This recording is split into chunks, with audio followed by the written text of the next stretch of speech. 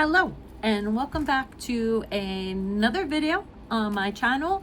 My name is Michelle Fortier. I'm a licensed clinical social worker in the state of Florida, and I'm going to call this video the things I do as a therapist that the therapist police on Facebook groups will come after me for. So I am a firm believer that we bring ourselves into the therapy room. There are different modalities where they're like, no, we don't do that. You have to be neutral, blah, blah, blah, blah, blah. And I firmly believe that there is, I like to say, a sock for every foot. There is the right therapist for every single person out there. And I want to make a disclaimer up front. I am well aware I am not the right therapist for every single person. However, I also know that the standard therapy, the way that a lot of therapists practice, it's also not the right therapist for every single person out there. So I practice in a way that works for me, works for my clients, and is a little bit different than some of the standard things that we are taught. This is for me. This is how I do things. The clinicians that are watching this, you make a decision about how you want to practice. There's keeping in mind that we always practice ethically, and we make sure that we follow the rules and the laws of our boards. And in that framework, there's a lot of wiggle room. And we can show up in a way that our clients need us to. And we can be more flowy with that as opposed to this rigidity. And so let me tell you some of the ways that I know some of those therapists and those therapist groups would be like, oh my God, I can't believe she's a therapist. And I've gotten lots of feedback from my clients that this actually works for them. So let me get started with first, I want to also say that the way that our field is set up, these are my thoughts, is that grad school gives us the basics. They teach us, I like to think of doing therapy as a form of artwork, or it is an art form. Let me put it that way. Grad school gives us the basics. It gives us what our therapy session should hold, what it should accomplish, our goals, what the finished product might want to look like. Then our modality helps us sketch out what a session should look like, what our different interventions might be. Then we have our personality. We have who we are. We have the way that we interact with people. That then is the medium in which we go ahead and we paint this picture. And of course, we're always getting feedback from the client. We're figuring out whether what we're doing is working for them or whether or not this is something that is not working. And then we change based on that feedback. There's also room, I like to say in the beginning with my first session with a client, where I start off with, this is the way that I work, these are the things, and I show up with my personality in that very first session. And at the end of that first session, I asked, does this seem like a good relationship? Does it seem like this is something that you're comfortable with? If not, I can give you referrals to somebody else. If it is, I'd love to continue working with you. Sometimes I get the vibe that I know that we're not going to mesh. They need somebody much softer than me. They need somebody that's going to be much more gentle, less confrontational. And I give them that option. I tell them, I say, hey, look, I don't know if I'm the right clinician for you. I feel like you need somebody much more gentle. And they'll say, no. I say, well, I will try to modify how I present things. You're going to have to give me grace though, because this is going to be outside my comfort zone. I've had that with some of my more quiet clients. If anybody can't tell by all these videos, I tend to be much louder, much more gregarious. I tend to be much more expressive. And that can really sometimes be overwhelming, especially for some of my clients that are more on the spectrum, where that increased noise is something that they can sometimes find dysregulating. We talk about it and I ask them for feedback, and I also help them cope, because they're good. And they often say this too, Michelle, I'm going to meet people like you. I have met people like you, and I need to learn how to deal with people like you. And I also know that you don't mean me any harm, and you're going to help me if you become too much for me. So I can appreciate that. I've also had clients where I knew in the beginning where I was like, oh, this is not going to work. I know this isn't going to work. We're not a right match.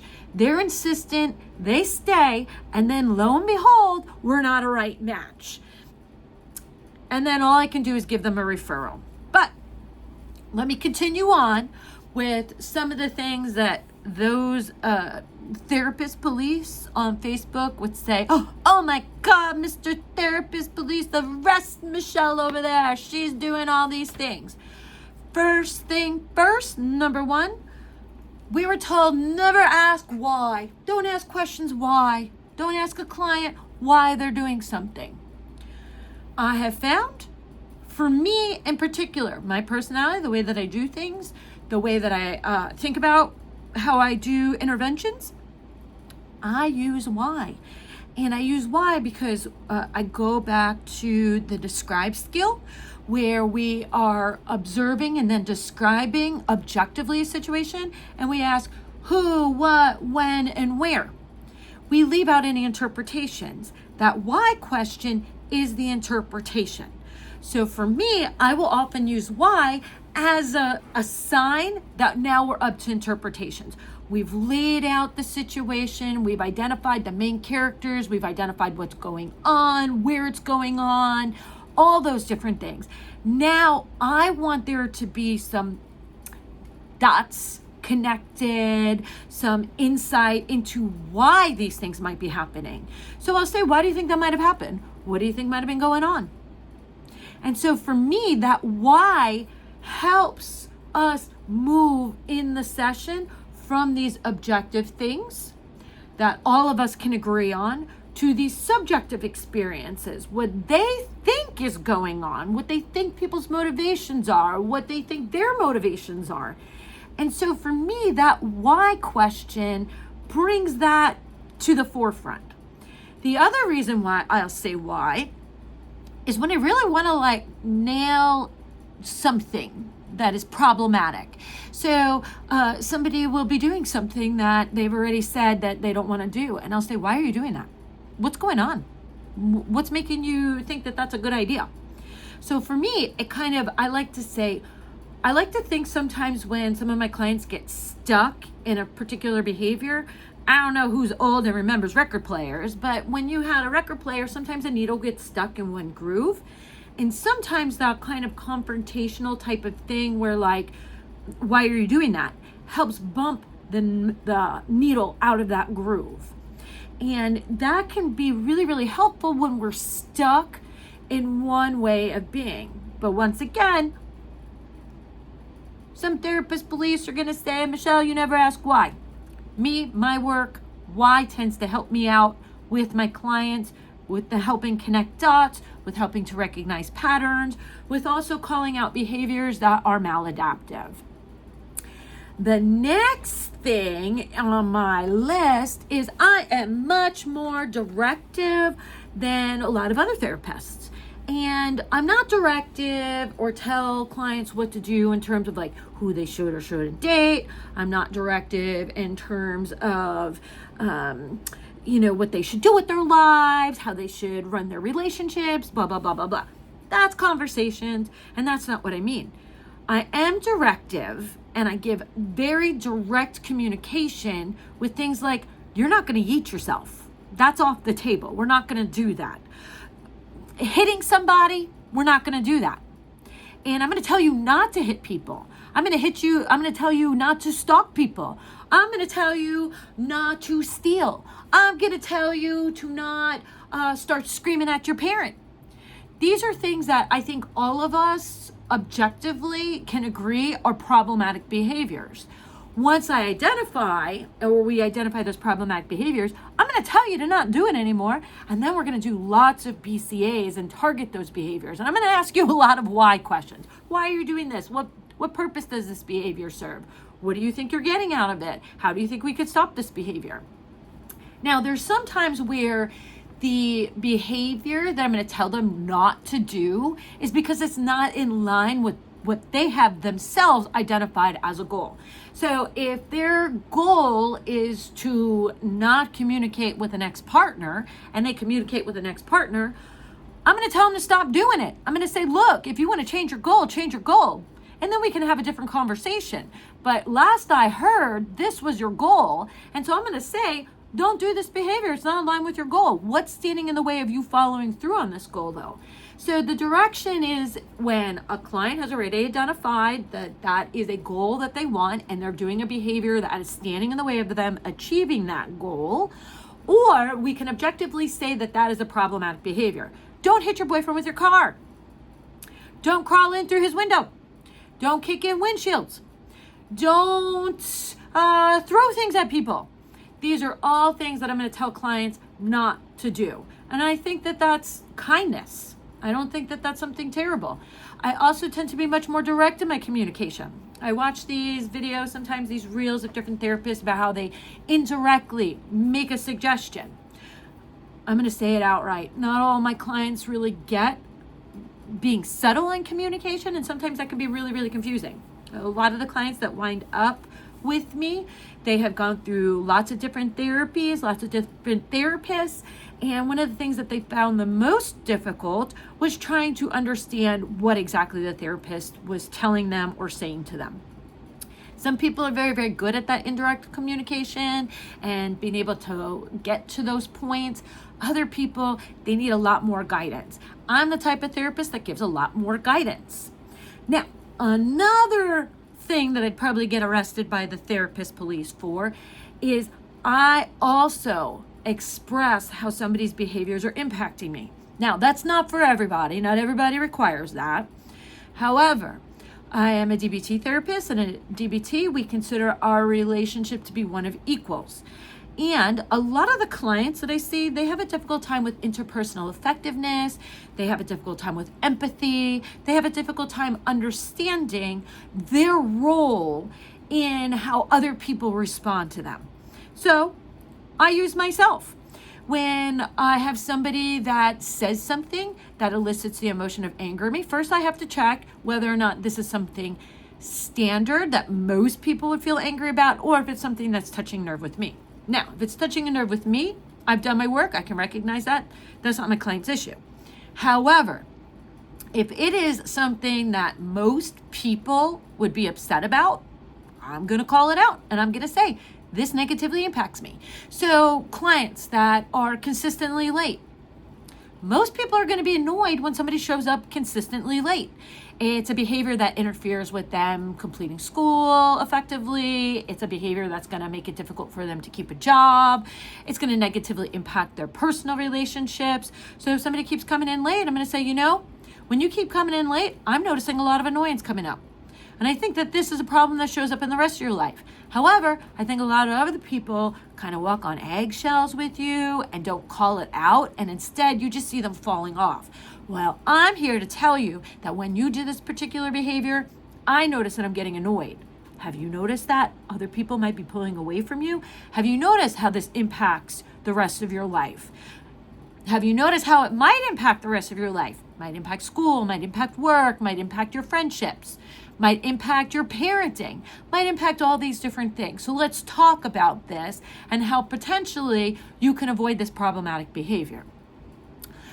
I also will call out if they are, eliciting the emotion of shame. They're talking to me in a way that makes me feel some type of way.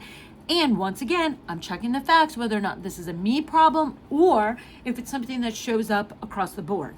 Now, if it's just a me problem, clearly that's my own stuff to work out. However, if they are acting in a demeaning way to me, if they are acting in a way that I know is going to harm other relationships, once again, I'm going to say, ouch, that hurt. I don't like that. Let's look at how that might show up and impact other people. I also have a difficult time being a therapist and staying present in the room when I have a client screaming at me. I have had it before where I say, the way that you're talking to me right now, the screaming, the yelling, I'm noticing myself shut down. I need to go get an ice pack. Would you like one? Because I cannot stay present in this conversation if you're screaming at me. It's just not something I can do. I've also had it where I've had clients that have screamed at me, and I've ended the session.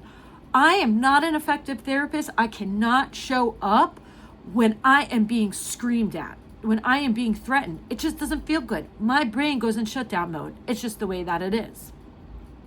So for me, these are the different things that elicit emotional responses. And once again, I'm checking in whether it's a me problem or if it's something that we can look at from across the board that shows up in lots of different areas in a person's life, and whether it's something that we have already decided with interpersonal effectiveness that needs to be targeted. I'm going to use that in session behavior in order to target it and bring out how it impacts other people. This is also in a way to help them develop empathy. I generally bring this stuff up when there's already a strong rapport and somebody can tolerate it and not run from the room. I hope all that makes sense.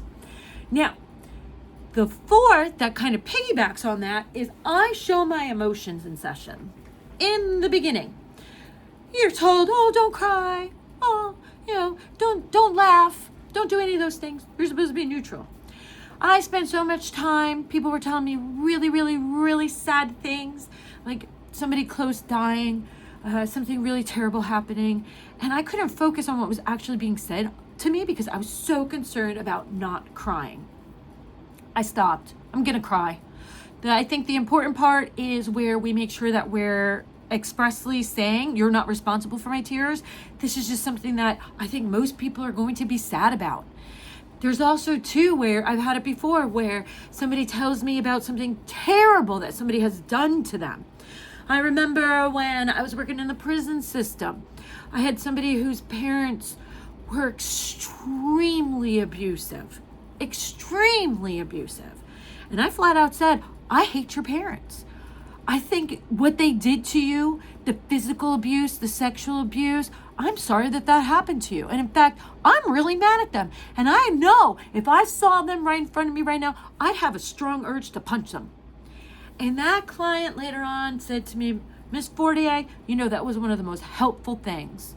That was something that really deeply validated my experience. And I'm really, really thankful that you expressed that to me. It made me feel very safe with you. It made me feel very understood. And it really allowed me to be angry at these people that really, really hurt me. Seeing you be angry at these people that hurt me allowed me to also be angry at these people that really hurt me.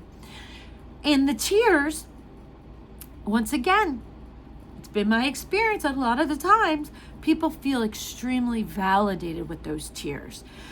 For me also, I tend to be somebody that really picks up emotions in the room. And oftentimes I'll say to a client, one of us has to cry about this sad thing. I'd appreciate it if you took away that responsibility and you felt your emotions so I didn't have to take them on. And sometimes that allowed them to actually feel that grief emotion. For whatever reason, they might have wanted to cover up. Men not crying. Anyway, the next thing that a lot of therapists are like, no. I praise to reinforce behaviors that I want to see. I came up with that one, saw that one, and how much people responded. Once again, when I worked in the prison system, there was one person that I worked with, always in trouble, always in confinement, always. And he wound up staying out of confinement. And I looked at him and I said, you know what? I am so proud of you. I cannot believe that you have accomplished this. And he said, Miss Fortier, that is the first time anybody has ever said that they are proud of me. And I said, geez, what? That is bananas. And then after that, I noticed, now I don't do this with everybody. Not everybody requires it to mark behavior that I want to see or reinforce it. However, for a lot of my clients, they have a lot of unskillful behaviors that they have often been punished for, and they don't get a lot of praise for the more skillful behaviors. So I praise. It's very important. And to piggyback, another thing that I do is I do a lot of poking fun at problematic behaviors or sarcastic type of things, where if I say something and I'll go, oh my God, I can't believe you actually did that thing. I'm going to fall over and have a heart attack. One time, one of my adolescents, they actually did their diary card. And I took a picture and I sent it to them of me falling over from a heart attack that they actually did their diary card. That was something that they found very helpful, funny, and it established more rapport, and it established a closer relationship, that we could have fun in that relationship, which is another thing. My sessions have a lot of laughter and humor. Laughter, we know when people laugh together, it helps bond them.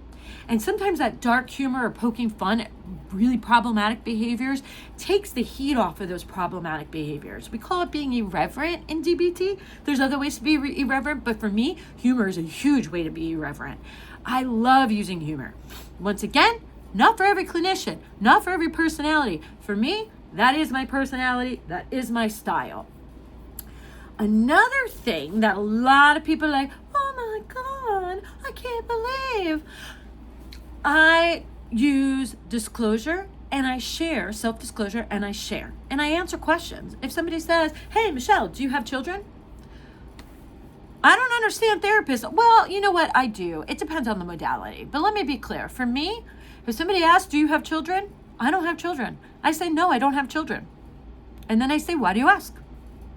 Instead of other clinicians, and I remember being trained like this back in graduate school. If they ask, you're supposed to say something like, why do you ask?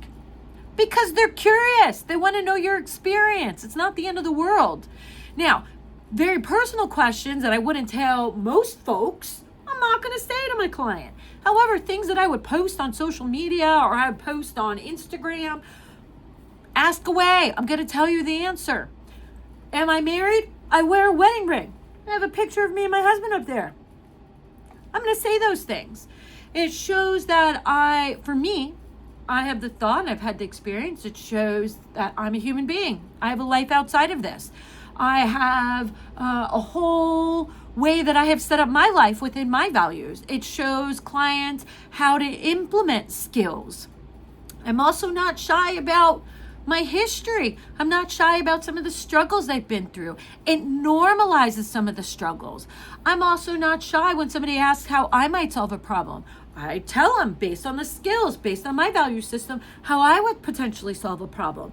And I say, but this is how I would solve it. There are so many different ways to solve a problem. Let's talk about how you might solve the problem based on your values. This is how I solve the problem based on my values. And this also shows normalization, that I am a human. We are all human and we all struggle similarly. My job is not to portray this omnipotent character where I know everything. I do not. I am just another human being with my own strengths, my own weaknesses, my own values, and I can share that while also showing you how to live your life based on your values, your way of being, your history, what you have been through. So, those are my sins that the therapist police might come up and arrest me for, which, as I have said before, aren't going to work for everybody. Works for the clients that see me. Once again, they are flexible. These are just the things that show up a lot in my work. Not every client that I see needs these things. Not every client would benefit from these things. So it's all about flexibility. And one last thought on that. Pretty much after most sessions, I generally ask a client, is there anything else that you need to talk about? How did this session work for you? And I start off my next session with them. How are you feeling about our last session? Is there anything that we missed? Anything that you might want to talk about this one? Anything that might need to change? One of the things that I like about DBT is they consider DBT to be playing jazz, where you have the frame, you have the instrument that you play, and you pay attention to the rest of the music, where your instrument comes in and where your instrument backs out. And it's the same thing. Where do these little things fit? Where do they not fit? Where do I put them in? Where do I not put them in? Where do I allow them to flow? Where might I want to restrict them? So although these are things that show up in my work, they don't show up in every session. They don't show up in every client. But these are things that those therapist police are going to come find me for. I hope you found this helpful. I hope this allowed you to think about your style and how you interact with your clients, listening to your own wise mind, paying attention to your responses and how you feel about your work. And if you found this helpful, like, subscribe, and share, and place any comments in the comment section below. Take care. See you in the next video.